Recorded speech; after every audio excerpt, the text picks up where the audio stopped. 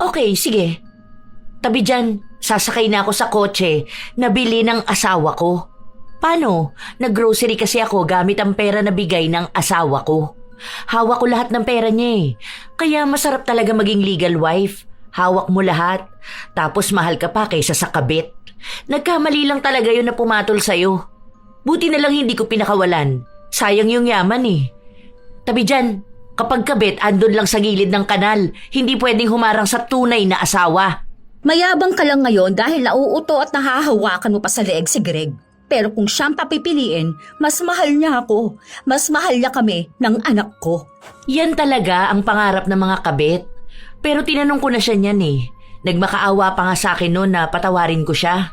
Lumuhod yun sa harapan ko para maayos namin ang pamilya namin. Tapos sinabi niyang hindi kanya minahal. Duda pa nga yun na anak niya yung anak mo.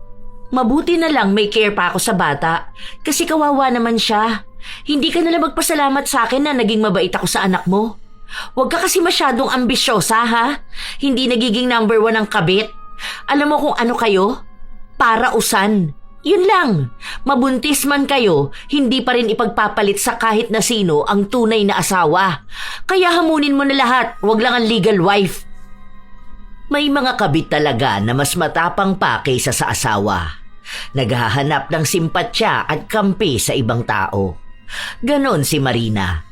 Gusto niyang siya ang kampihan at kaawaan kaysa sa tunay na asawa. Hanggang sa aabot din sa punto na gagawa siya ng hakbang para siya ang magwagi. Ano kayang kahahantungan ng mga desisyon niya, lalo na kung may kasama itong tulong galing sa itim na kapangyarihan? Oh, nagbigay na ba ng pera ang papa mo? Hindi po. Sabi ni Tita Lorene, hindi raw po magbibigay ng pera si Papa. Magpapadala daw po siya ng mga gamit ko mismo. Sabihin ko lang daw po sa kanya kung anong kailangan ko. Ano? Hindi naman pwede yun. Ang galing naman ng babaeng yun. Bakit ba minamanduhan niya ang pera ni Greg? Asawa po siya eh.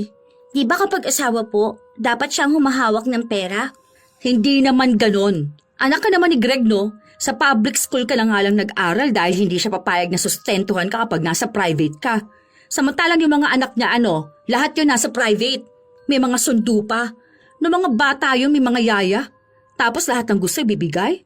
Tapos ikaw, tinitipid. Hindi naman pwede yun, hindi. Pupuntahan ko yun sa bahay nila. Wala po sila. Nakita ko po post ni Tita Lorene na nasa Hong Kong sila. O tapos hindi mo lang tayo sinama doon? Unfair yun. Dapat maranasan mo rin yung mga ganon dahil tatay mong nagbibigay ng pera sa kanila.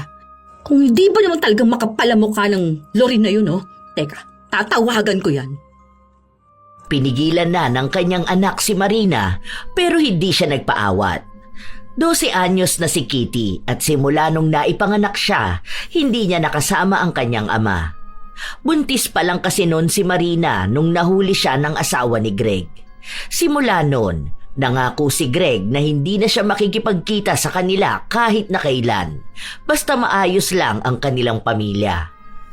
Galit na galit noon si Marina dahil gusto niyang sa kanila na lang si Greg, habang may 3 anak na ito kay Lorene. Kasal pa sila at mas tanggap sila ng pamilya ni Greg. Bilang isang kabit, pinaniniwalaan ni Marina na dahil naanakan na siya, magiging pantay ang pakikitungo sa tunay na anak. Pero hindi pumayag si Lorene. Sinabi niya na pwedeng magsustento si Greg bilang wala namang alam ang bata sa pagtataksil ng dalawa. Pero hindi niya pwedeng ipilit kung ano ang gusto niya.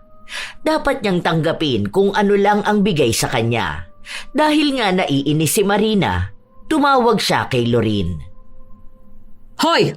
Ang kapal naman ng mukha mong dalhin yung mga anak mo sa ibang bansa, habang yung anak ko rito, hindi nyo pinaparanas ng ganyan.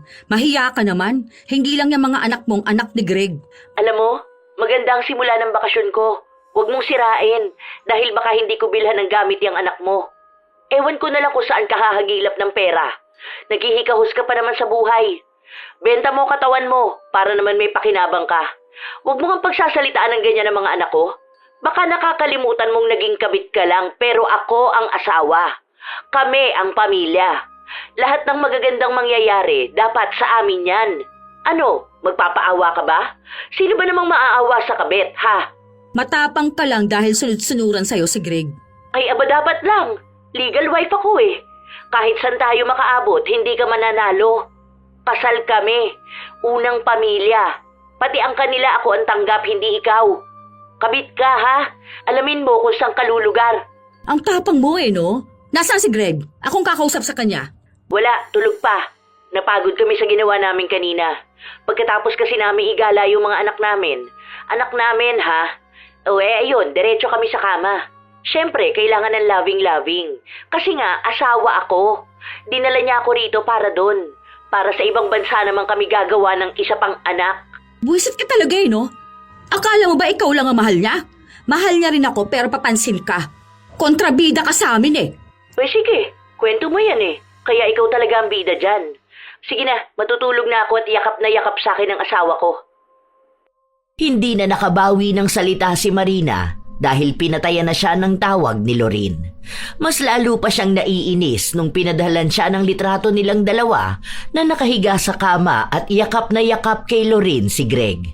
Hindi na nakapag-asawa si Marina dahil hinihintay niya pa rin na siya ang piliin ni Greg.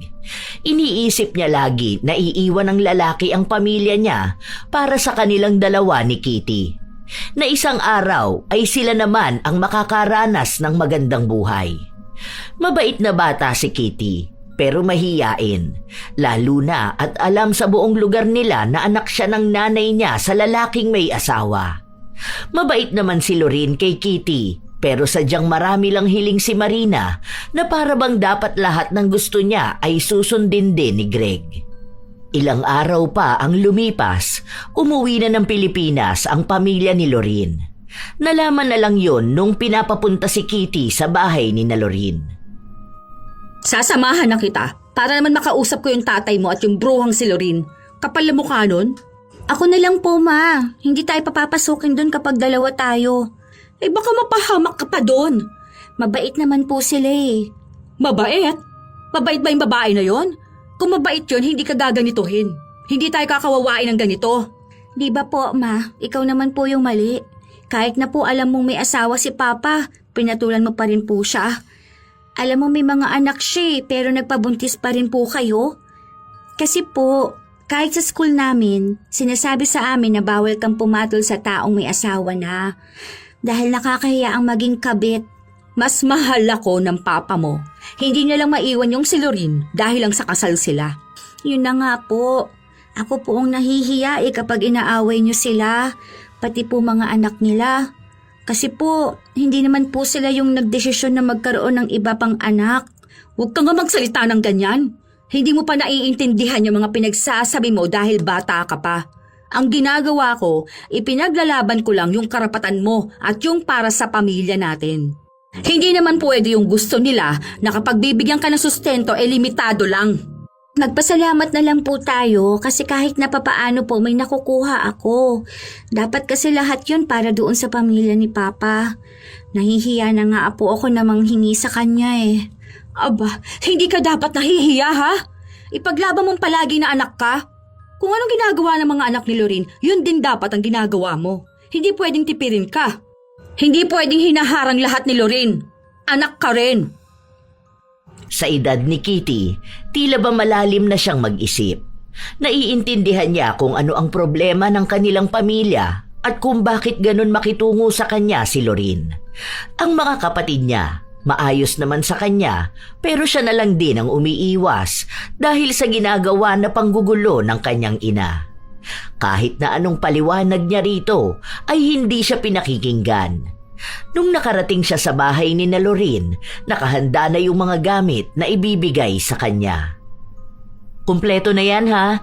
May 2 set na ng uniform. Ay oo nga pala, sandali lang.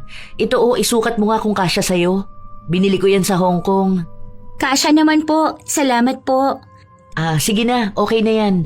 Umuwi ka na. May chocolate pala diyang kasama. Si Papa po?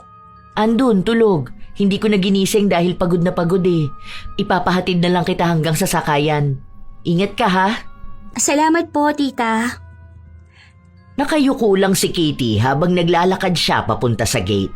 Nahihiya pa rin talaga siya kapag nakikita niya ang tunay na pamilya ng kanyang ama. Dahil pakiramdam niya, nagdadala lang siya palagi ng gulo. na para bang siya ang paalala ng kataksilan ng kanyang ama at ina.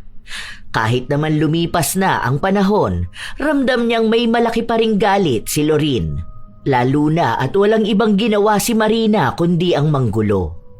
Nung nasa gate na si Kitty, saka naman galit na sumugod si Marina. Ma, ano pong ginagawa niyo rito? Sabi ko po, hintayin niyo lang ako sa sakayan eh. Hindi pwede. Naiinis talaga ako eh. Kailangan ko kausapin si Lorin. Yung buwisit na babae na yan. Hoy! Lorin! Mama, wag na. Anong ginagawa mo rito?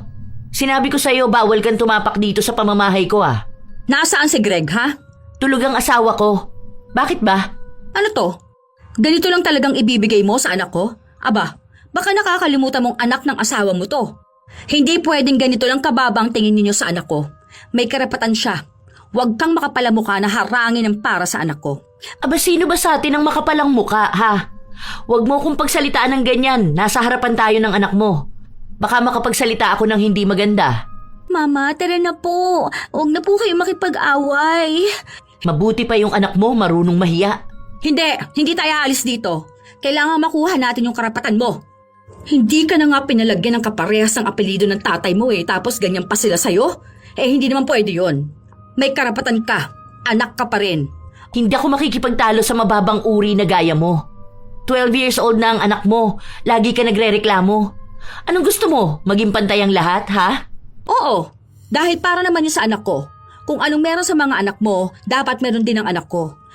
Magiging tagapagmana rin dapat ang anak ko. Yung anak mong babae, puro kaartehan ang binibigay mo. Sunod sa luho, tapos yung anak ko tinitipid ninyo? Matuto kang lumugar, pwede? Gamitin mo ang utak mo. Kung bobo ka, magpaturo ka sa anak mo. Mabuti pa yan kahit bata pa lang ang galing ng kumilala ng lugar niya eh. Matalino, naiintindihan kung ano yung sitwasyon. Ikaw, wala kang ibang ginawa kundi ang tumahol. Masyado mong minamanduhan si Greg. Aba natural, asawa niya ako. Nung pinapapili ko siya nun kung ikaw ba o kami ng mga anak niya, sino bang pinili niya? Kami, di ba? Nangako pa siya nun. Tapos sabi niya kahit na itakwil na niya yung anak mo. Ano? Ganito ba yung gusto mong marinig ng bata? Tapos ikaw, nakikipaghiwalay na sa'yo noon pero nagmamakaawa ka pang balikan ka. Kabit ka, ha? Baka nakakalimutan mo. Sa papel man o sa mata ng Diyos, wala kang panalo. Kahit natanungin mo yung anak mo. Sino bang tama, ha? Ang kabit o ang tunay na asawa? Huwag mo na iniibang usapan natin. Pinaglalaban kong karapatan ng anak ko, kaya mahiya ka naman. Hindi ba dapat ikaw ang nahihiya? Mas mahiya ka sa sarili mo. Ma, tama na. Tama na po. Ang dami na pong nakatingin sa atin eh. Tama na po yan. Mauwi na po tayo. Makinig ka sa anak mo. Mabuti pa siya alam niya kung ano ang ibig sabihin ng hiya eh. Turuan mo yung mama mo ha. Para kahit paano naman makaramdam ng hiya. Sa dami ng aawayin yung legal na asawa pa. Ano bang akala mo sa akin? Mahinang asawa na iiyak lang sa tabi kapag inaway ng kabit? Aba ayos ka. Lahat ng karapatan nasa akin. Tandaan mo ang lagi kong sinasabi. Kabit ka lang. Nag-eskandalo si Marina sa lugar ni Lorin, pero siya lang ang napapahiya at ang kanyang anak. Halos gusto na lang maglaho ni Kitty dahil ayaw niyang pinagtitinginan siya ng mga tao. Ang iba pa naman sa kapitbahay ni Lorin ay mga kaklase niya. Nakikita siya ng mga nanay, baka mamaya siya naman ang pagtawanan kapag nasa paaralan na. Hanggang sa makauwi sila sa bahay, hindi tumigil sa pag-iyak ang bata. Ano bang iniiyak mo dyan? Inawat-awat mo kasi ako eh. Sasabunutan ko talaga yung babae na yun eh. Nakakahiya po sa kanila eh. Anong nakakahiya doon? Si Lorin ang mahiya dahil ang kapal ng mukha niya. Huwag ka mahihiya kung alam mong nasa tama ka at may pinaglalaban ka. Karapatan mo yon, kaya hindi siya po pwedeng ganon. Yung kaklase ko dati nakita pa ako dun. Baka kapag kaklase ko ulit yun magtatanong siya sa akin ba't mo inaaway si Tita Lorin. Kapitbahay lang nila yun eh. Tinatanong niya nga ako nun kung bakit nagpupunta ako sa bahay ni na Tita Lorin eh. Nahihiya ako. Tumigil ka nga dyan. Huwag ka umiyak dyan ha. Para kang tanga. Umayos ka. Huwag mo na po kasi silang awayin, Ma. Huwag ka na makipag-away kay Tita Lorene. Sasabihin niya lang sa'yo palagi na kabit ka eh. Baka mamaya magalit na rin sila sa akin. Huwag na kasi, Ma. Hindi pwede. Hayaan mo sila magalit sa atin. Ganun talaga yung mga kontrabida sa buhay natin. Wala tayong kasalanan doon. Hindi ko kasalanan kung minahal ako ni Greg at mas lalong hindi mo kasalanan na ikaw yung naging bunga. Kontrabida lang talaga sa pamilya natin yung si Lorene eh. Mali po kasi talaga yun, Ma eh. Please po, huwag na po kayo makipag-away kay Tita Lorene. Walang ibang ginawa si Kitty kundi ang umiyak. Nung hindi nakatingin ng kanyang ina, nagpadala siya ng mensahe kay Lorene at siya na ang humingi ng tawad sa inaasta ng kanyang ina. Nahahati ang damdamin ng bata, lalo pa at alam niyang mali ang kanyang ina. Pero hindi naman din niya kayang mapahiya ito, lalo na at ang daming tao na nagagalit sa mga kabit. May mga napapanood din siya na talagang napapahiya sa publiko ang mga babaeng nakikisawsaw sa pamilya ng iba. At iyon ang kinatatakot ni Kitty na mangyari sa kanyang ina. Ilang araw pa ang lumipas, hindi pa rin natatahimik si Marina. Minsan pa ay nagkasalubong sila ni Lorene. Ano, ganun na lang talaga? Hindi ka naaawa sa anak ko, ha? Bakit ba ang tapang mo? Laging ikaw ang nagsisimula ng gulo. Dahil kinakawawa mo yung anak ko. Hindi ko kinakawawa ang anak mo. Wala akong ginagawa sa kanya. Ni hindi ko siya pinagsasalitaan ng masama. Hindi ko rin siya pinagbubuhatan ng kamay. Ano bang klaseng pangkakawawa, ha? Hindi ba pangkakawawa yung ilang beses ninyo siyang iniiwan sa bahay habang kayong buong pamilya masaya? Ni hindi siya inilalabas ng tatay niya sa mga social media niya. Hindi siya ipinapakilala sa lahat. O kapag birthday niya, hindi namin kasama ang tatay niya. Nagpapatawa ka ba talaga, Marina? Ano ba akala mo sa asawa ko? Hihiramin mo saglit tapos saka mo ibabalik sa akin? Ano bang gusto mo? Isasama kayo sa cover photo? Nasa wallpaper kayo? Para ano? Ipopost mo na happy family? Talaga bang hindi ka nahihiya, ha? Ganyan kakapal ang pagmumukha mo? Dahil yon ang karapatan ng anak ko, ang maramdaman niyang buo ang pamilya niya. Sobra na ang kahibangan mong babae ka. Kumabit ka na nga, nagpabuntis ka na rin, tapos gusto mo magkaroon ng happy family kayo? Tandaan mo tong kabit ka. Hanggat buhay ako, hindi mo mararanasan ang happy family. Ha? Hindi ko isusuko ang asawa ko. Kung pinaglalaban mo ang karapatan ng anak mo, mas ipaglalaban ko ang karapatan din ng mga tunay na anak. Wala kang malalapitan. Ide-demanda kita. Sige, go! Magdemanda ka. Mukha ba ako natatakot, ha? Sa itsura kong to? Sa estado ko sa buhay, mukha ba ako matatakot sa pagdedemanda ng kabit? Sige lang, magpakasaya ka lang. Sisiguraduhin ko sa'yo na mananagot ka sa batas. Grabe ka magpatawa, no? Kuhang-kuha mo ko eh. Sa susunod, magpaturo ka sa anak mo, ha? Mabuti na lang matalinong bata yon, hindi nagmana sa'yo. Huwag naman sana mamana yung mindset mo at pagiging kabit. Sayang na bata yon kung magiging kabit din gaya mo. Nanghihinayang nga ako na ikaw ang naging nanay nun. Dapat iba na lang, yung matino para sana hindi yun lumaking mahiyain at takot sa tao. Huwag mong dinadamay ang anak ko. Okay, sige. Tabi dyan, sasakay na ako sa kotse na bili ng asawa ko. Paano? Nag-grocery kasi ako gamit ang pera na bigay ng asawa ko. Hawak ko lahat ng pera niya eh. Kaya masarap talaga maging legal wife. Hawak mo lahat. Tapos mahal ka pa kaysa sa kabit. Nagkamali lang talaga yun na pumatol sa'yo. Buti na lang hindi ko pinakawalan. Sayang yung yaman eh.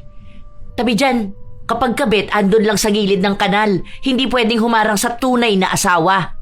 Mayabang ka lang ngayon dahil nauuto at nahahawakan mo pa sa leeg si Greg. Pero kung siyang papipiliin, mas mahal niya ako. Mas mahal niya kami ng anak ko. Yan talaga ang pangarap ng mga kabit. Pero tinanong ko na siya niyan eh. Nagmakaawa pa nga sa akin noon na patawarin ko siya.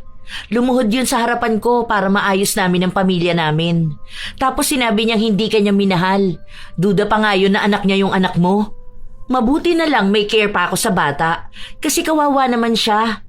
Hindi ka nalang magpasalamat sa akin na naging mabait ako sa anak mo. Huwag ka kasi masyadong ambisyosa, ha? Hindi nagiging number 1 ang kabit. Alam mo kung ano kayo? Para usan. Yun lang, mabuntis man kayo, hindi pa rin ipagpapalit sa kahit na sino ang tunay na asawa. Kaya hamunin mo na lahat, wag lang ang legal wife. Gigil na gigil si Marina dahil wala siyang laban sa mga salitang binitawan sa kanya ni Lorin. Ilang araw pa ang lumipas, lagi siyang gumagawa ng iskandalo para daw maipahiya lang ang tunay na asawa. Pero kahit na anong gawin niya, hindi naman siya nananalo. Ang napapahiya lang ay ang kanyang anak. Dumating pa sa punto na umuwing may bangas sa mukha si Kitty. Oh, ano nangyari dyan sa mukha mo? Nakipag-away po ako. Nakipag-away ka? Bakit naman? Kasi po inaasar nila akong anak ng kabit eh. Totoo naman po yun, kaso kasi paulit-ulit sila. Pinapatawag ka nga po bukas. Sinong gumawa niyan sa'yo? Si Laika po, yung anak ni Ate Susan. Ah, ganon? Aba teka, susugurin kong babae na yon. Ayos siya. Bakit hindi niya turuan ang anak niya? Mama, wag na po. Baka po dumami lang lalong kaaway ninyo. Ay, hindi. Wala akong pakialam kahit na sino pa sila. Makikipag-away ako para sa'yo. Kung sila rin nga inaaway ko ibang tao pa kaya? Ang lakas ng loob nilang saktan ka at pagsabihan ng kung ano-ano. Totoo naman po nakabit kayo eh. Pwede po tama na. Sinasabi nila sa akin na nagpupumilit kang mang-agaw ng pamilya kasi malungkot yung pamilya natin.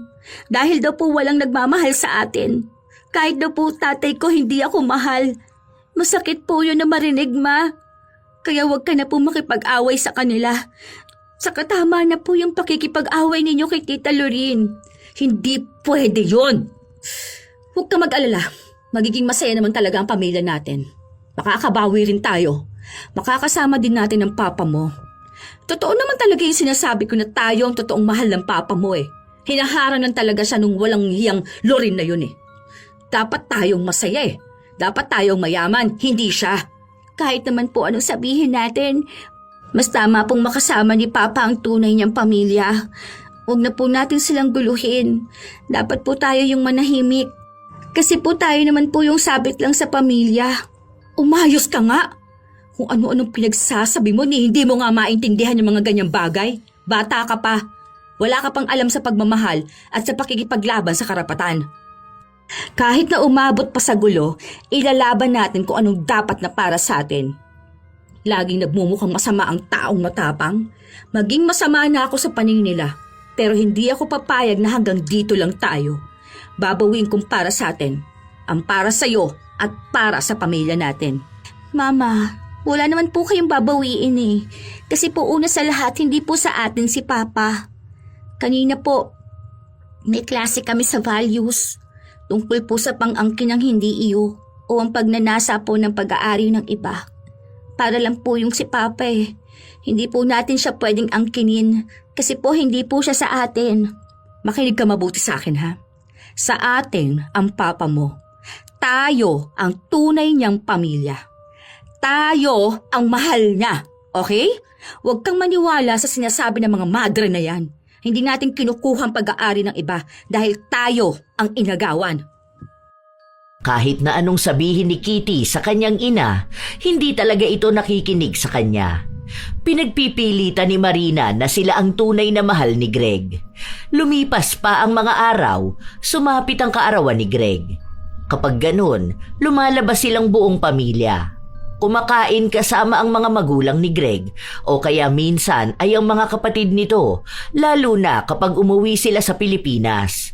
Katulad na lang ng araw na yon. Bilisan mo na dyan, suotin mo to. Bakit po? Saan po tayo pupunta? Sa papa mo. Birthday ng papa mo ngayon. Pupunta doon yung lolo't lola mo, saka yung mga tito at tita mo. Mag-bless ka sa kanila ha kapag nakita mo sila. Pupunta po tayo doon? Bakit po? Hindi naman po tayo pinapupunta doon, di ba? Malamang, hinarang lang yun ni Lorin. Kaya nga tayo pupunta para makita tayo ng papa mo at para naman maging masaya siya. Tayo ang kailangan niya. Tayo yung gusto niyang makasama. Wala lang choice dahil minamanduhan siya nung epal na Lorin. Ayoko po, Ma. Hindi po ako pupunta.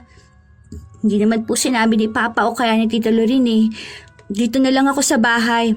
Hindi pwede. Sasama ka sa akin. Suotin mo yan. Pupunta tayo sa birthday niya. Alam ko kung saan yung gaganapin. Doon naman sila madalas kumakain kapag umuwi ng Pilipinas sa mga tito mo. Bilisan mo dyan ha. Susutin ko lang tong red sexy dress ko. Ewan ko lang kung hindi bumalik sa akin si Greg. Ganda ko pa naman oh. Walang-wala yung asawa niya. Ayoko po, Ma. Huwag mo na akong hintayin na sapilitan ko isusuot yan sa'yo. Bilisan mo na. Baka magsimula na sila doon. Baka malate tayo. Ayaw naman po nila ako makita doon. Tsaka, pangpamilya lang po nila yon. Hindi po tayo kasama doon, Ma. Tayo ang pamilya ng papa mo. Noon pa man, lagi niyang sinasabi sa akin na akong mahal niya. Kailangan nating maging matapang at ipakita kay Lorene kung anong lugar natin sa buhay ng papa mo, na tayo talaga dapat ang nasa pwesto niya. Kung noon nananahimik ako at tinatanggap na lang na hindi tayo nakakasama sa masayang okasyon, pues ngayon, oras na para ipakilala sa lahat kung sino ba tayo. Kaya magbihis ka na dyan. Ayaw talaga ni Kitty kumilos dahil naiisip niya pa lang na makikita ang mga kamag-anak ng kanyang ama ay natatakot na siya. Masungit pa naman ang kanyang lola. Tapos sasama pa ang kanyang ina. Malamang ay malaking iskandalo lang yun. Baka may ibang tao pa roon na makakita sa kanila, maging dahilan pa para pag-usapan ng kanyang ama. Kung gano'n ang mangyayari, baka matuluyan ng itakwil na siya. Pero wala pa rin naman siyang nagawa. Nagpupumilit ang kanyang ina. Nung nasa lugar na sila ng kasiyahan, may humarang sa kanilang dalawa at tinatanong kung saan sila pupunta. Birthday ng asawa ko, si Greg. Ma, huwag na. Tara na po. Umayos ka nga dyan. Birthday ng papa mo. Kinuha ang pangalan nila. Sinabi na hindi sila kasama sa listahan. Mahigpit din daw na ibinili ng asawa ni Greg na huwag magpapapasok ng kahit na sinong wala sa listahan. Dahil kilala at maimpluwensya rin si Lorene, siya ang sinunod. Ano? Hindi pwede yan. Anong asawa ni Greg? Akong asawa nun. Ito yung anak namin oh. Umalis ka nga dyan. Ayun sila. Tara na. Umayos kang bata ka ha. Lumakad ka. Sumama ka sa akin. Ikaw, tumabi ka dyan. Pahara-hara ka sa daraanan ko eh. Nakakuha sila ng atensyon. Nasa mamahalin at pangmayaman silang kainan, pero litaw na litaw ang kakaibang pag-uugali ni Marina na hindi bumabagay sa lugar. Pinigilan pa siyang makalakad palapit kina Greg, pero nagmatigas siya. Happy birthday, Han. Sige na nak. Kiss ka na sa papa mo at mag-bless ka na kila lolo at lola mo saka sa mga tita mo. Anong ginagawa mo rito? Bawal ang squatter dito. Birthday ni Greg at bilang ina ng anak niya, tama lang naman na makisama kami. Bakit mo ako sinampal? Walang hiya ka! Mama, alis na tayo. Nakakahiya na po. Tara na po, Mama. Tara na po. Mabuti pa yung anak mo marunong mahiya. Ang lakas ng loob mo magpakita rito, no? Anong pinapatunayan mo? Na napakababa mong babae? Ang gulo mo talaga eh, no? Ayan, kaharap mo yung tunay na pamilya. Tunay na asawa. Grabe, saan ka ba kumukuha ng kakapalan ng pagmumukha mo, ha? Walang hiya ka? Birthday ni Greg, nagpunta kami ng anak ko dahil gusto niya rin na makasama ang papa niya. Ang lala talaga ng pinaglalaban mo, no? Ano, gusto mo bang i-announce sa lahat na kabit ka ng asawa ko? Pinatigil na ni Greg ang asawa sa pagsasalita at pinapaalis na si Marina. Nagagalit na ito, lalo na ang mga magulang niya, pero pilit silang kumakalma. Dahil nakakahiya kung magkakagulo lang. Nakita mo na? Hindi ka welcome sa pamilya na to. Pinapahiya mo lang ang sarili mo eh. Kung ako sa'yo, umalis ka na. Tingnan mo yung anak mo, nagkakaroon na ng trauma. Nakikita niya yung ganito. Nakikita niya yung nanay niyang nagiging desperada. Ako pa ngayon ang desperada ha? Kami dapat ang kasama ni Greg, hindi ikaw. Kami yung pamilya niyang mahal na mahal niya. Bakit hindi mo sabihin sa kanila ha, Greg? Tama na ang pagiging ilusyonada mo, Marina. Kung may kaunti pang kahihiyan dyan sa pagkatao mo, umalis ka na. Umuwi na kayo ng anak mo. Teka, ano bang habol mo? Pagkain? Bakit? Sobrang naghihikahos ka na ba sa buhay, ha? Patay gutom ka na ba? Ay, sa bagay, patay gutom ka naman talaga. O sige, wait lang ha. Magpapakuha ko ng tira-tira para may malamon ka. Mama, umuwi na po tayo. Huwag na po ganito, Ma. Umuwi na po tayo. Tumigil ka nga dyan kakaiyak mo. Kailangan natin ilaban kung anong karapatan mo sa papa mo at sa pamilya niya.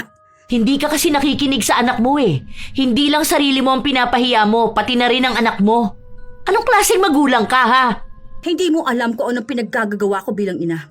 Mukha man akong kalaban ninyo pero sana intindihin nyo rin naman na ginagawa ko ito para sa anak ko. Ginagawa mo to para sa anak mo? Ang alin? Ang pagtawanan? Huwag ka nang mag-iskandalo rito ha? Sinira mo ang gabi namin. Nakakahiya na sa mga tao oh. Ibang klase ang pagiging kabit mo, no? Talagang sagad ang kakapalan ng pagmumukha mo.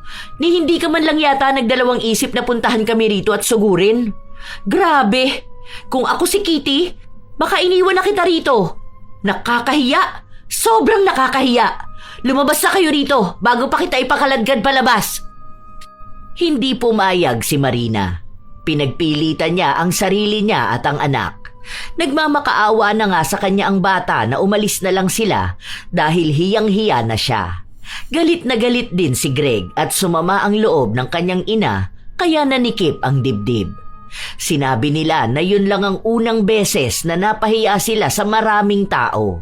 Mas lalo lang silang nahirapan na tanggapin si Kitty at mas lalong naramdaman ng bata na dapat hindi na lang siya ipinanganak kung ganun lang din naman ang sasapitin niya. Ang dapat na masayang araw para kay Greg ay nauwi sa gulo. Isinugod nila sa ospital ang kanyang ina. Naging malala ang lagay nito at nag-aagaw buhay.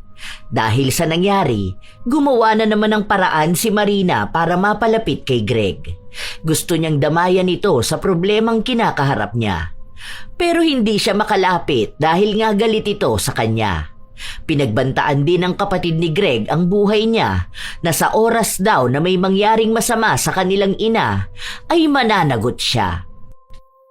Galit sa akin ang papa mo. Kasalanan to ni Lorin eh. Kapal na mukha ng babae na yun. Nilaso niya talaga ang utak ng papa mo. Hindi naman yun ganun noon eh. Mahal na mahal nga tayo noon. Ikaw po ang mali, ma, hindi po sila. Bakit po kasi ayaw po ninyong tantanan yung pamilya nila? Hindi ko talaga sila tatantanan hanggat hindi natin nakukuha ang dapat na para sa atin. Wala pong dapat na para sa atin, ma. Wala tayong karapatan sa kahit na ano. Sabit lang po tayo sa buhay nila. Hindi po nila kasalanan na ganito tayo. Huwag ka magsasalita ng ganyan. Bata ka pa. Hindi mo pa kasi alam itong mga ganito. Bata pa po ako. Pero hindi po ibig sabihin na hindi ko alam kung anong nangyayari. Kasi sa totoo lang, ma, alam ko na po ito. Alam ko na kung ano yung tama at mali. Lumaki po ako, ma, na walang ibang naririnig sa mga tao, kundi ako, anak daw ako ng kabit. Mabait pa nga si na Tita Lorin eh. Hindi ko po naiintindihan yung nararamdaman niya, pero alam ko pong mahirap para sa kanya na tumanggap ng bata na galing sa kasalanan. Alam niyo po ba? Bata pa lang ako noon. Lagi kong sinasabi sa sarili ko na sana hindi na lang ako ipinanganak. Kaya ganyan ang nararamdaman mo dahil yan ang pinaparamdam ni Lorin. Binuo ka gamit ang pagmamahalan namin ng papa mo. Kaya dapat makuha mo ang para sa'yo. Mas deserve mo ang buong pamilya. Hindi po ako naniniwala dyan, ma. Kasi hanggang sa paglaki ko, bit-bit ko na yung lagi nilang sinasabi sa akin na anak ako ng kabit. Huwag kang magpapaniwala sa mga tao na yun. Tigilan mo ko ah. Kapag may isip ka na talaga, maiintindihan mo ako kung bakit ko to ginagawa. Dahil para sa'yo tong lahat. Para po yan sa inyo lang, ma. Kasi po hindi ko naman po hinahanap ang papa ko eh. Kayo pong naghahanap palagi kay papa. Mas tanggap ko po yung tayong dalawa lang at maging tahimik. Hindi yun pwede. Dapat buong pamilya natin. Hayaan mo. Kapag nakausap ko ang papa mo, malalaman niya rin na mali ang desisyon niyang pinili niyang Lorin na yon. Bukas, pupunta ako sa bahay nila. Hindi pa man umaabot kinabukasan, mismong si Lorin na ang nagpunta sa bahay nila. Dahil sa ginawa nito, nagsilabasan na naman ang mga taong makikinig sa magiging usapan ng dalawa. Kilala kasi nila si Lorin, lalo na nung nagpunta ito roon para hulihin si Marina. Kahit kasi alam na ng lahat na kumabit siya, hindi umalis si Marina sa bahay niya. May paninindigan siyang malinis siya at hindi siya kumabit. Sadya lang daw talaga na huli silang nagkakilala ni Greg. Anong kailangan mo ha? Isusuko mo na ba si Greg? Sa totoo lang, si Greg mismo ang nagpapunta sa akin dito. Ano, mas panalo ako, di ba? Hihingi ka na ba ng tawad sa akin? Hindi. Pinapunta niya ako para kausapin ka dahil galit na galit sa'yo ang pamilya niya. Ayaw na niyang makikita ang pagmumukha mo at ang anak mo. Hindi ako naniniwala sa'yo. Gumagawa ka na naman ng paraan para mailayo sa amin si Greg. Alam mo ba kung anong kahihiyan ang ginawa mo? Ipinaglalaban ko ang pagmamahalan namin. Sinira mo yung pangalan niya. Sinira mo lalo ang imahe niya. Maayos na siya matapos kong linisin lahat ng kalat niyong dalawa. Kaso, ikaw tong walang hiya na pilit ng pilit. Marina, ilang beses bang ipapamukha sa'yo ng mundo na kabit ka lang? Hindi ka pipiliin ni Greg. Hindi niya kami iiwan para sa'yo. Kahit na anong gawin mo, parte pa rin kami ng buhay ni Greg. Hindi niyo yun mabubura. Pero si Greg na mismo ang nagsabi na hindi kayo parte ng buhay niya. Kahit ang anak mo. Alam mo ang ibig sabihin nun? Tinatakwil na niya maging ang anak mo. Oo, tama ang narinig mo. Sa kanya mismo galing yun. Ang sabi niya pa sa akin, hindi na siya magsusustento sa bata. Hindi na siya magbibigay ng kahit na magkano. Hindi pwede yun. Hindi sa akin ang galing yun. Pero depende pa yun. Ako kasi naaawa ako sa anak mo sa totoo lang. Gusto ko nga siyang kunin sa iyo eh. Pero may kondisyon yun. Hindi ka na magpapakita sa kanya. Pero at least kasama niya ang tatay niya at magkakaroon siya ng magandang buhay. Buti na lang ako ang asawa ni Greg. Kasi kung ibang babae, pati anak mo kawawa. Mas lalong hindi ako papayag na walang makukuhang sustento ang anak ko. Sige, idadaan ko to sa legal na proseso. Idedemanda kita para makulong ka. Ay go! Sinabi ko na sa'yo na wala akong kinatatakutan, di ba? Kung gusto mo ng usapang legal, lalaban ako dyan. Kasi mas marami akong karapatan kesa sa'yo. Sige lang, maghihintay ako ng patawag mo sa korte. Maghintay ka na lang din ng tamang panahon kung kailan huhupa ang galit ni Greg. Baka may chance ulit ang anak mo na tanggapin niya. Ikaw naman ang may kasalanan nun eh. Lahat ng nangyayari sa inyo ng anak mo, ikaw ang may gawa. Bakit ka kasi pumayag na maging kabet, no? Tapos naging matapang ka pa. Kahit lumapit ka kay Tulfo, baka mapahiya ka lang sa lahat ng tao. Milyong tao ang tatawa sa'yo. Kapwa mo kabit lang naman ang kakampi sa'yo eh. Wala kang awa. Wala kang puso. Ina ka rin naman, di ba? Gusto mo bang ganito ang mangyari sa mga anak mo? Ay, hindi mo ako pwedeng pagsalitaan ng ganyan. Ina ako, asawa. Nung nalaman ko ang ginawa nyo, hindi mo alam kung paano ko tanungin ang halaga ko. Kung paano ako magalit at umiyak. Hindi mo alam kung paano ako kumapit para sa mga anak ko. Hindi ikaw ang biktima. Dahil parehas tayong babae pero hindi mo inisip kung anong mararamdaman ng kapwa mo kapag naging kabit ka ng asawa niya. Hindi kita nakitaan ng pagsisisi, di ba? Ang tapang mo pa. Kaya dun ko napagtanto na hindi ako ang may mali, kundi kayong dalawa ni Greg. Pero nakita ko ang pagbabago niya. Nakita ko ang pagbawi niya sa pamilya namin. Ikaw, naging mas lalo kang desperada. Buti nga wala akong pinagawa sa'yo. Buti nga nag-alala pa ako sa anak mo eh. Hindi ko yun dapat ipagpasalamat sa'yo. Aba nako, hindi ko rin naman hinihingi ang pasasalamat mo. Ano bang akala mo? Naghihintay ako ng sorry? Ng thank you? Hindi. Pero ito na yon. Dumating na sa punto na maging si Greg ayaw na sa anak nyo. Kasalanan mo yun. Wala kang ibang dapat nasisihin kundi ang sarili mo. Tandaan mo, wala akong inaagaw sa'yo dahil una pa lang walang sa'yo. Kahit na anong gawin mo, hindi mo pwedeng ipantay ang kabit sa tunay na asawa. Hindi na naghintay pa ng sagot si Lorin dahil kusa na rin siyang umalis. Iisa lang din naman ang pinasya niya kaya siya nagpunta ron. Ang sabihin kay Marina na wala ng sustento ang kanyang anak. Hindi yun matanggap ni Marina kaya nagwala siya sa labas ng bahay ni Lorin.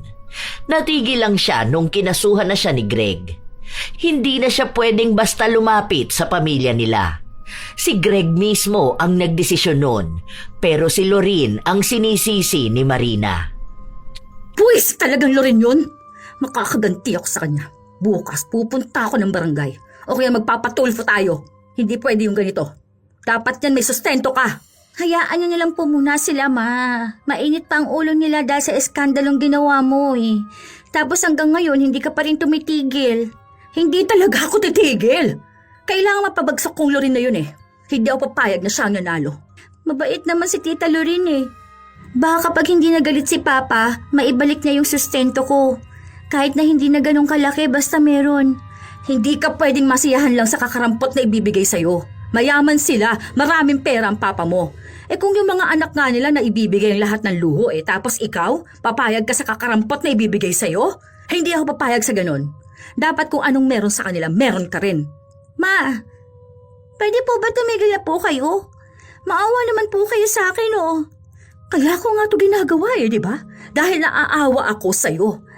Napapahiya na po tayo. Huwag niyo naman na po lalong ipahiya pa, Ma. Kasi nahihirapan na po ako. Tigilan niyo na po sila. Kasi kahit naman po anong gawin ninyo, hindi niyo daw sila matatalo Sasabihin lang nilang sila ang tunay na pamilya. Doon pa lang po, talo na tayo, Ma. Kaya tama naman na po. Tumahimik ka dyan, ha? Hindi po pwede yon. Walang matatahimik sa amin. Ipaglalaban ko yung pamilya na para sa atin. Hindi talaga tumigil si Marina kahit na anong pagmamakaawa ng kanyang anak. Lumapit siya sa mga ahensya para maidemanda si Lorin bilang siya ang tinuturo niyang pumipigil para mabigyan ng sustento ang bata at gusto niyang makulong dahil lang sa inagaw daw si Greg. Ang ibang nakakarinig ng kwento niya, tumataas ang kilay sa kanya. Anong kailangan muna ng patunay na anak ni Greg ang anak ko? Anak nga namin yun. Magkamukha nga sila Gusto mo bang ipakita ko yung picture, ha? Hindi lang naka-apelyido yung anak ko. Hindi kasi kayo nakikinig sa akin Tsaka gusto kong ikulong yung Lorin na yun. Makapal ang mukha ng babae na yun. Kinukuha niyang lahat ng pera ni Greg. Tapos yung mga anak niya spoiled. Lahat ang gusto na ibibigay. Ayan. Tingnan mo, nasa ibang bansa na naman sila. Tapos yung anak ko andun lang sa bahay. Unfair yon para sa amin. Pamilya rin kami. Dapat kasama rin kami sa ibang bansa. Gawan niyo yan ng paraan para maidemanda ko si Lorin. Ang daming proseso na pinapagawa sa kanya. Dahil wala naman siyang malaking pera, hindi niya maasikaso ang iba. Wala namang tumutulong sa kanya. Nanghihingi siya ng tulong sa ibang tao pero pinagtatawanan lang siya. Sinasabi sa kanya na baka nababaliw na siya. Sino ba naman daw ang magkakaso sa legal na asawa?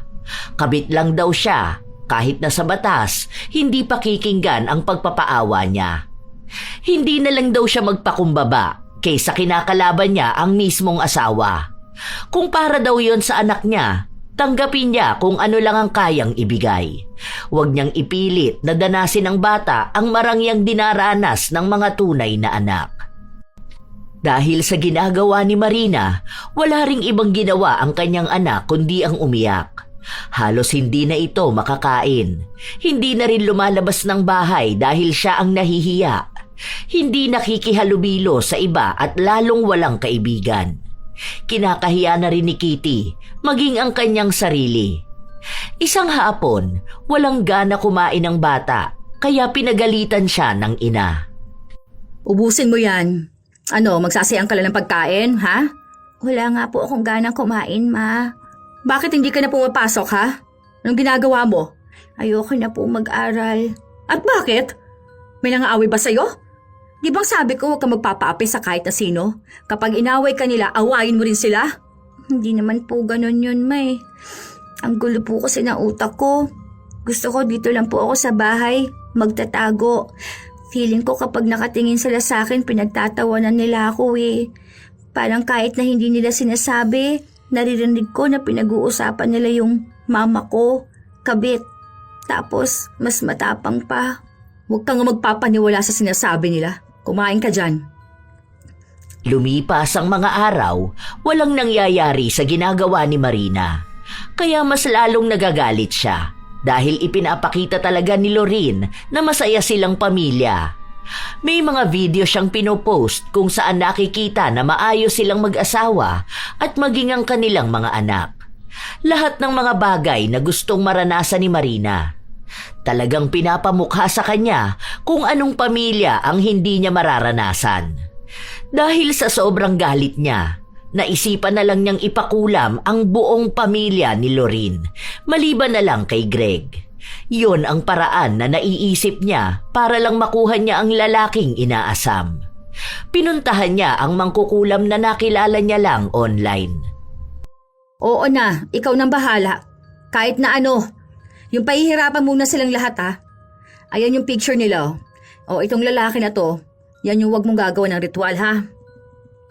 Buo ang kumpiyansa ni Marina na tatalab agad yon sa pamilya ni Lorin.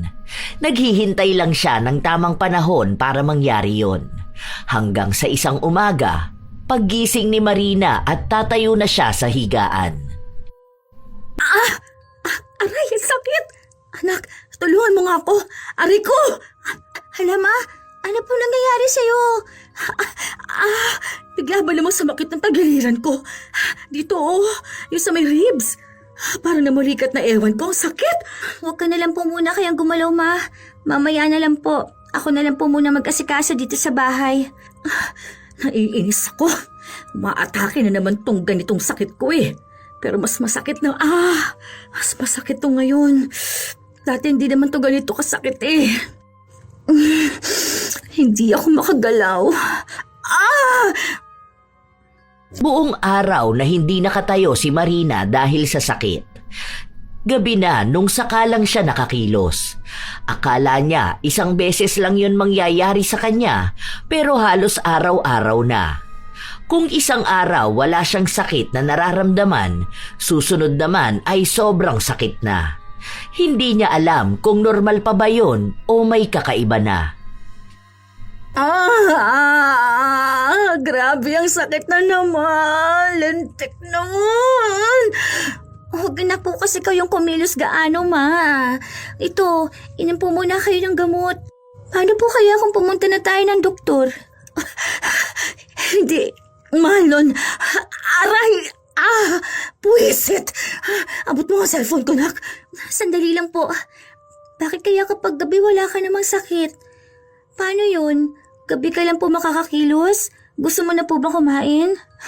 Mamaya na lang kapag hindi na ito masakit. Sige na, kumain ka na doon. Mamaya na lang din po ako kakain. Hindi pa naman po ako nagugutom. Papasok ka pa sa school. Ayoko na po muna mag-aral, ma. Dito na lang muna ako. Aalagaan po kita. Pumasok. Sakit. Kainis naman talaga. Huwag na po kasi kayo masyadong gumalaw, ma. Baka mamaya hindi na matanggal yung sakit mo eh. Ano na bang balita doon sa walang hiyang asawa ng papa mo? Ewan ko po. Pero nasa malayo silang ngayon eh. Nakita ko po nasa party sina kuya. Party? Aba, talagang masaya pa sila. Aray! Masaya naman po talaga sila, ma eh. Matagal naman na po silang masaya. Tayo lang po yung hindi. Dahil nga kay Lorin, kung hindi siya pa-epal, ganun din naman tayo kasaya, hindi ba? Hindi naman po siya ang may kasalanan. Kayo po. Tayo po. Kasama na po ako bilang anak po ako ng kabit. Kaya kung masaya po sila, okay lang po yun sa akin, ma. Dapat ganun naman po yun. Masaya ang pamilya. Ang totoong pamilya. Tayo ang totoong pamilya ng papa mo. Hindi po, ma. Huwag niyo na pong ipilit. Basta ako, alam ko kung ano tayo. At nag-wish na lang po ako na sana balang araw, maging okay po kami ni Papa. Sa ngayon, okay na po sa akin ito. Basta huwag niyo na lang po silang awayin. Nakakahiya na po sa kanila, pati na rin po dun sa mga kapitbahay at nakakaalam ng ginagawa ninyo. Wala akong pakialam sa ibang tao. Basta ang alam ko, ipaglalaban kong karapatan natin. Kung masaya ang pamilya ni Lorin, dapat masaya rin tayo. Dahil tayo naman yung mahal. Mali ka po, ma. Mahal ni Papa ang totoo niyang pamilya. Totoo po ang sinabi ni Tita Lorin. Hindi po pipiliin ang pangalawa lang. At tayo po yon, ma. Ang tagal niyo na po akong isinisiksik sa pamilya nila. Tinatanggap na nga po ako, pero lagi po kayo naghahanap ng kulang. Huwag kang makontento sa anumang ibigay sa'yo dahil anak ka rin. Kung anong meron sa anak nila, yun din dapat ang meron ka. Kung anong meron sa buhay ni Lorin, yun din dapat ang meron sa akin. Tayo yung mahal. Binalikan lang naman siya ni Greg dahil tinakot siya na papatayin eh. Kaya hindi natin makuha ang papa mo dahil natatakot din yung papa mo na pumangit ang pangalan niya sa ibang tao. Tsaka, matatanggap din naman tayo ng mga lolo at lola mo eh. Basta makita nila na mahal tayo ng papa mo. Wala naman akong sinirang pamilya eh. Nagmahal lang naman ako ah. Nagmahalan lang naman kami ng papa mo. Oo, Alam ko na may asawa siya noon, pero hindi naman niya yun mahal. Gusto ko na siya noon tapos ayun, naakit ko naman siya. Kung mahal niya ang asawa niya, hindi naman niya ako magugustuhan, hindi ba? Kaya ibig sabihin noon tayo ang mahal niya. Siguro, may mga pinagbayaran na po si Papa para lang po maibalik niya yung tiwala ng pamilya niya. Malaki rin po yung sinakripisyo ni Tita Lorene. Hindi niyo po sila pwedeng sisihin. Kasi po, kung iniisip niyo po ako na anak ninyo, malamang iniisip din nila yung anak nila. Masakit lang po sa akin. Pero mas lalo pong sumasakit kapag pinipilit niyo po yung gusto niyo. Sasabihin niyo pong bata pa ako. Pero naiintindihan ko na po yan, Ma. Basta magtiwala ka lang. Makukuha natin ang papa mo. Mawawala din sa landas natin yung mga humaharang sa atin para maging buong pamilya tayo. Ah! Aray! Ito na naman. Ang sakit. Ah! Namilipit sa sakit si Marina. Hindi niya alam kung anong gagawin niya. Pinapainom siya ng kanyang anak ng gamot pero hindi niya rin naman mainom. Hirap na siya. Ilang linggo ang lumipas, ganun pa rin siya hanggang sa buwan na ang tumagal. Hindi na rin nakapag-aral si Kitty. Wala na silang makain, wala na silang kahit na ano. Ma, magpa-doktor ka na po kaya. Sige na po, Ma. Wala nga akong panahon, wala akong pera. Ano naman pong gagawin mo? Puro ka na lang po ba ganyan? Tapos kahit gabi ka mo sumasakit yung nasa may ribs nyo. Baka mamaya kung ano na pong nangyayari sa inyo. Sino na pong mag-aalaga sa akin kapag nawala kayo? Ano po yun? Sa kalsada na lang ako titira? Ay, may papa ka naman eh. Pumunta ka doon sa papa mo. Galing ka na kasi, Ma. Ewan, gagaling din ako. Naputulan sila ng kuryente nung araw na yon. Wala na kasi silang naibabayad. Malamok at mainit, kaya hindi rin gaanong makatulog ang bata. Naaawa si Marina, pero ang nasa utak niya lang lagi ay si Lorene at ang mga anak nito na nabubuhay sa komportabling bahay, habang ang anak niya ay nagsasakripisyo. Galit siya sa pamilya ni Lorene. Hindi kami dapat ganito. Bakit ba hindi pa rin naaapektuhan ng kulam ang babae na yun at ang mga anak niya? Buwisit sila. Natutulog sila sa malambot na kama at may aircon, habang kami naman ang anak ko nilalamok dito. Hindi pwede tong ganito. May karapatan din kami sa yaman ni Greg. Dapat nakatira din kami sa magandang bahay. Kinabukasan, kahit na nasasaktan si Marina, nagpunta siya sa mangkukulam. Nagtatanong kung ano ang ginawa niya para kay Lorene. Doon niya lang nalaman na hindi tumalab kay Lorene ng kulam o kahit sino sa mga anak niya. At sa halip ay sa kanya mismo ito napunta. Bobo ka ba? Ako yung nagpapakulam tapos sa akin ito mapupunta? Ano pa naman yung ginawa mo? Hindi ka naman pala marunong eh. Sana hindi mo nalang kinuha yung alok ko. Sinabi ng mangkukulam na gano'n naman daw talaga yon. Kapag hindi tinatabla ng kinukulam, mapupunta sa nagpakulam. Dapat daw, alam na niya yung mga ganong bagay bago pa siya nagpakulam. Kahit daw tablan si Lorene at nakakita sila ng albularyo, babalik at babalik lang din sa kanya ang sakit. Nagtanong si Marina kung paano niya yun aalisin. Ang sabi lang sa kanya ay hindi na yun maaalis, kahit makakita pa siya ng albularyo. Ulitin mo yung ritual mo. Doon na lang sa kung sino sa anak niya. Sinabi sa kanya na kung uulitin ng kulam, baka sa anak naman niya tumama. Doon lang siya huminto at tumigil. Ang mangkukulam na lang ang inaway niya. Pero kahit na ganon, hindi pa rin siya nanalo. Nagpunta siya sa ibang albularyo, pero nalalaman na balik kulam yon, walang gumagamot sa kanya. Kaya mas lalo siyang nagalit. Pag-uwi niya ng bahay nila, naabutan niyang naroon si Kitty kasama si Lorene. Anong ginagawa mo rito, ha? Mama, bakit ka ba umalis? Alam mo na nga na may sakit ka, di ba? Anong ginagawa ng babae na yan dito? Ang anak mo mismo ang nagpapunta sa akin. Nagmamakaawa at nakiusap. Bakit mo yung ginawang bata ka, ha? Pumasok ka na sa loob.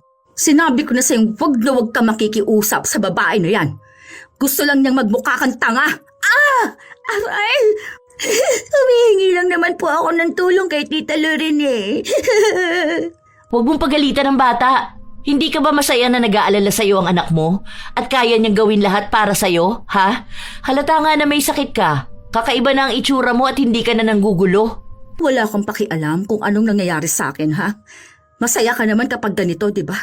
Ito nga yung gusto mo eh. Yung nahihirapan ako para manahimik ako. Kapag nanahimik ako, anong gagawin mo? Magpapakasaya ka kasama mga anak mo habang yung anak ko naghihirap din dito. Sa totoo lang, wala naman akong pakialam kahit na mamatay ka. Hindi naman kita kaano-ano eh. Yung anak mo ang nagpunta sa akin. Nakiusap. Nagmamakaawa na tulungan ka. Sinabi niya rin sa akin na kapag tinulungan daw kita, hindi na siya lalapit sa amin kahit na kailan. Hindi niyo na raw kami guguluhin. Hindi niyo na ipagpipilitan yung pamilya na hindi naman para sa inyo.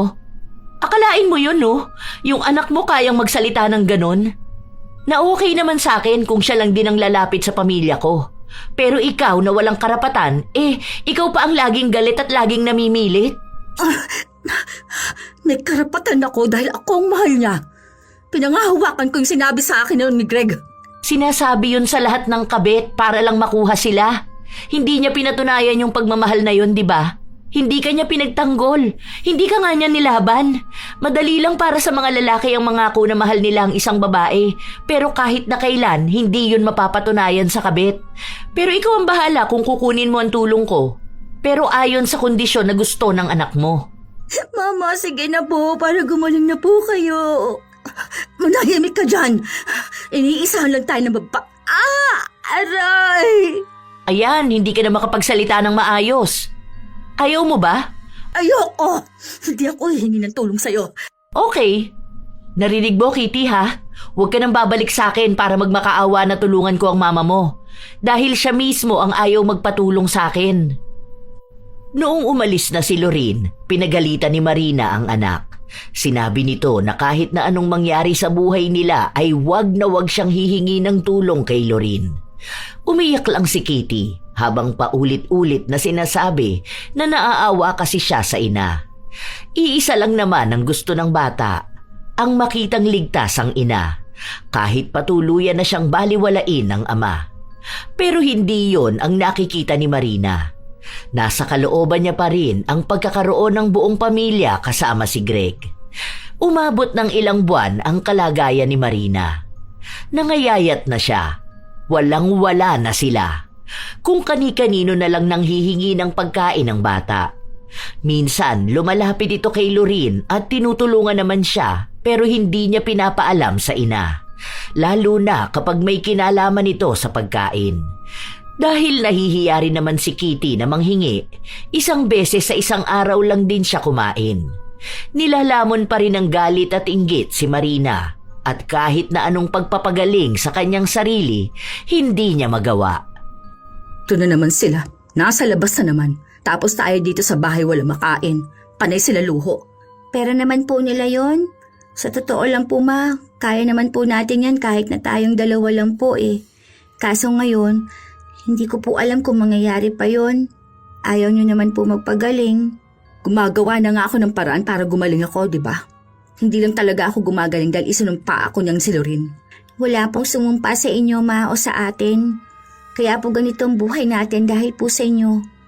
Ayaw po kitang sisihin pero ang hirap na po ma. Nahihirapan na po ako sa puro galit na lang ang nararamdaman ninyo sa ibang tao.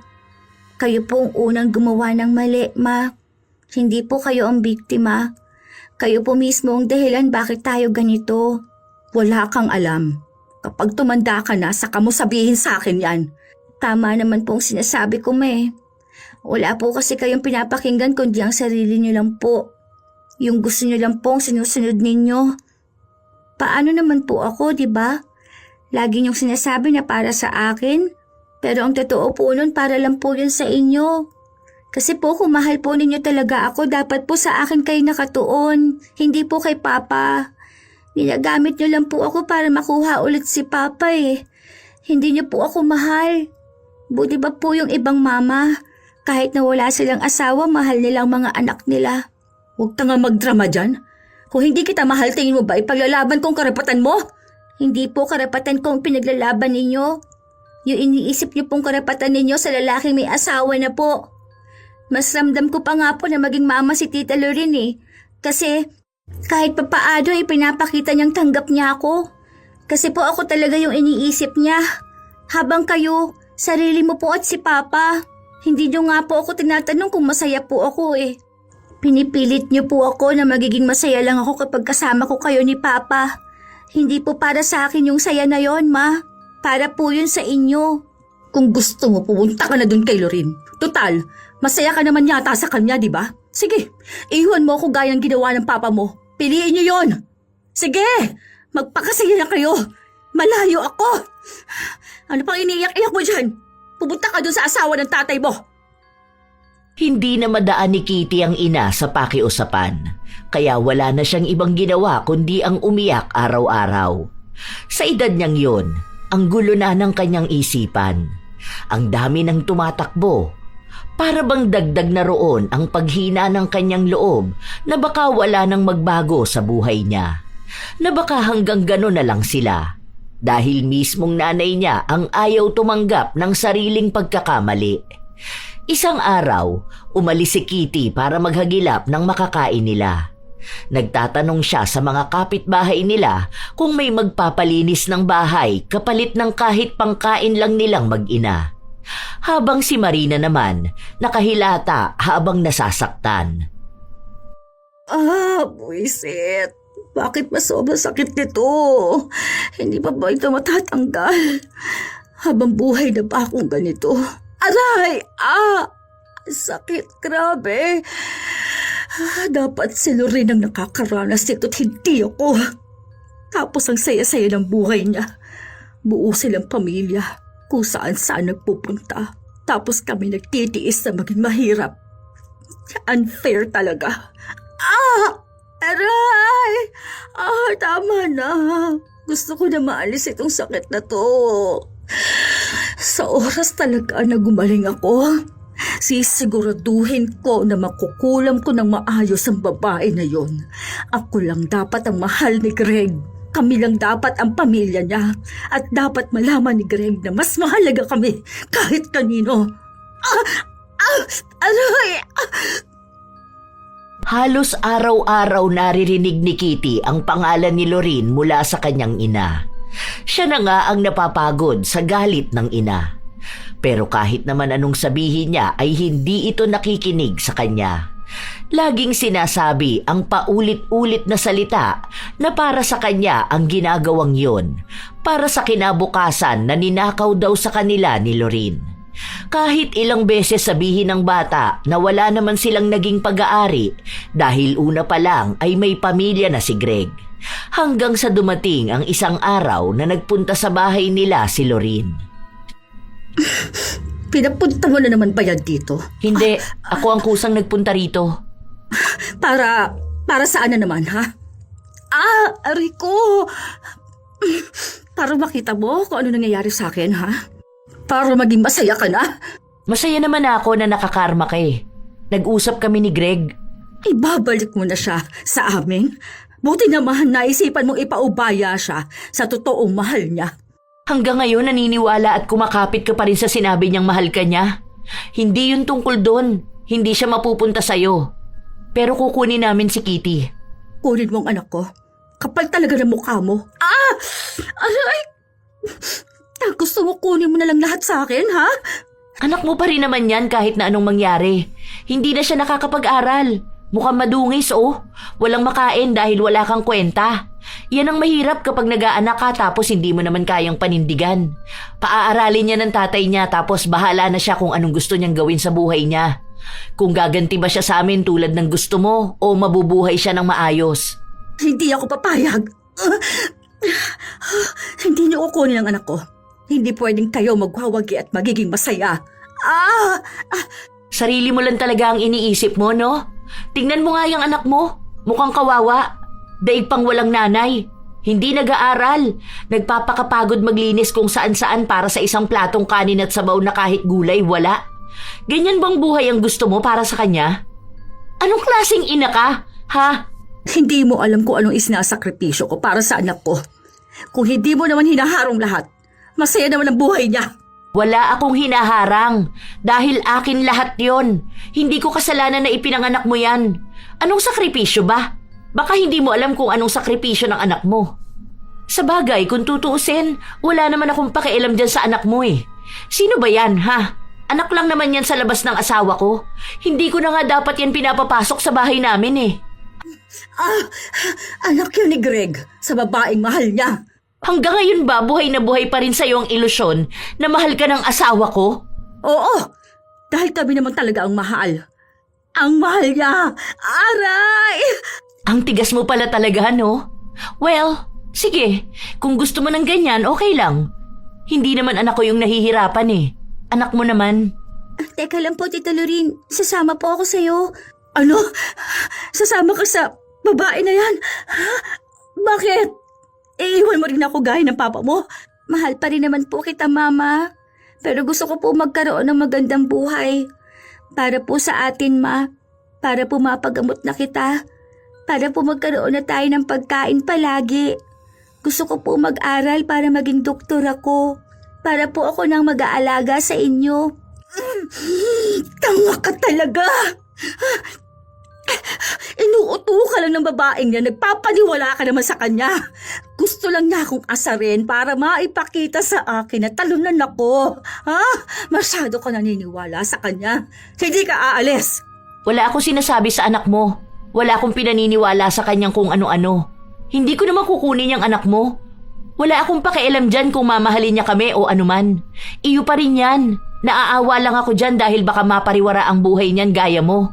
Baka mabuntis yan na maaga dahil walang gabay ng magulang.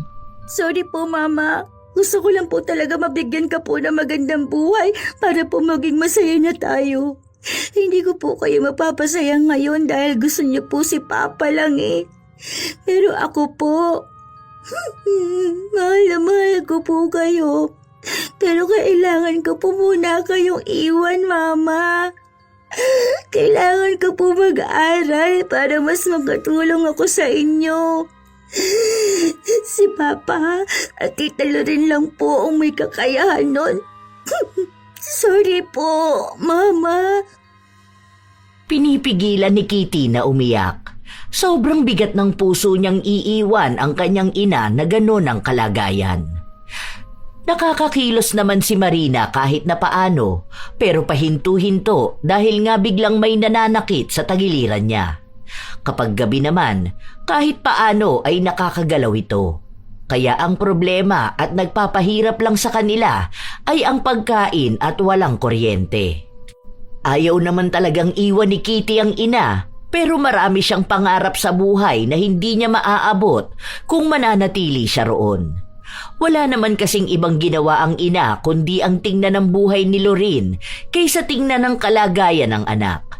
Masyado siyang nakatuon kung paano mababawi si Greg pero hindi binibigyan ng pansin kung paano mabibigyan ng magandang buhay ang anak. Galit si Marina sa anak at lalo na kay Lorin. Pero desidido na talaga ang bata. Nahihiya pa nga siyang makasama sa iisang bahay ang kanyang ama at pamilya nito. Hindi siya nakikihalubilo at mas madalas na siya ang sumasama sa mga kasambahay para maglinis ng bahay. Minsan nahihiya na rin siyang sumabay sa kanilang kumain pero ang mga kapatid niya ang nagsasabi sa kanya na sumabay na siya. Mabait ang pamilya ni Lorin sa kanya pero hindi niya masyadong madama dahil inilalayo niya ang sarili niya sa hiya. Alam niya kasi ang gulong na idulot ng kanyang ina. Halos taon na rin ang lumipas hanggang sa magdalaga si Kitty. Nakatira pa rin siya sa bahay ng kanyang ama. Habang nag-aaral siya ay nagtatrabaho na rin para kahit na paano ay may maibigay sa ina. Hanggang ngayon nag-aaral pa rin si Kitty at hanggang ngayon ay may sakit pa rin ang ina at hindi pa rin tanggap na ganon ang kanyang kalagayan. Lagi pa rin itong galit at sinasabi na dapat masaya sila nakasama si Greg. Habang si Kitty ay tanggap na ang lahat at malaki ang utang na loob sa pamilyang nais na sirain ng ina. Pero pamilya rin na tumanggap at nagbigay ng magandang kinabukasan sa kanya. Minsan, may mga kabit o taong naninira ng pamilya na mas maingay pa ang tapang kaysa sa konsensya. Sila pa ang marunong magpaawa, ang marunong magbaliktad ng kwento, at ang marunong maghanap ng pananagutan sa iba, kahit malinaw kung saan nagsimula ang mali. Sa halip na akuin ang sariling desisyon, pinipili nilang gawing kontrabida ang legal na asawa at gawing biktima ang sarili. Pero ang tapang na walang hiya ay hindi kailanman magiging katwiran. Hindi lahat ng ipinaglalaban ay tama, lalo na kung may nasasagasaan kang pamilya, dignidad at kinabukasan. Tandaan na lamang na ang taong matapang sa paninira ay duwag sa pag-ako ng kasalanan. Hindi lang legal na asawa ang kalaban, kundi ang sariling konsensya. Sariling mundo na nila ang kanilang sinisira hanggang sa tuluyan na itong gumuho. Kayo ba mga apo, may kilala ba kayong kabit na mas matapang pa sa asawa? Ibahagi nyo yan sa amin, kasabay ng inyong opinyon tungkol sa ating bagong kwento. Naway nakapaghatid ito ng magandang aral sa inyo. Shout out sa ilan sa mga masusugid na tagapakinig ng mga istorya ni Lola Telang. Marfel Reyes, Soledadi Mabini, Jessica Sampan, Mark Patentes, Herma Pintuan, Yaquin, Nida Mateo, James Mendoza, Medi Teodoro, Mary Joy Reyes, Silent Crow 1975, Dina Espilio, Elise, Maybelline, Juvie at Janelle at sa lahat ng driver ng water station sa I Give One, Tayabas City. Joy Valdenebro, Maria Evelyn Santos, Boy June Channel, Evelyn Abong Carbakil, Katrina Sanggalang, Mary Jane De Leon, Corazon Clemente. Ito ang inyong Lola Telang at maraming salamat sa palagi ninyong pakikinig mga apo.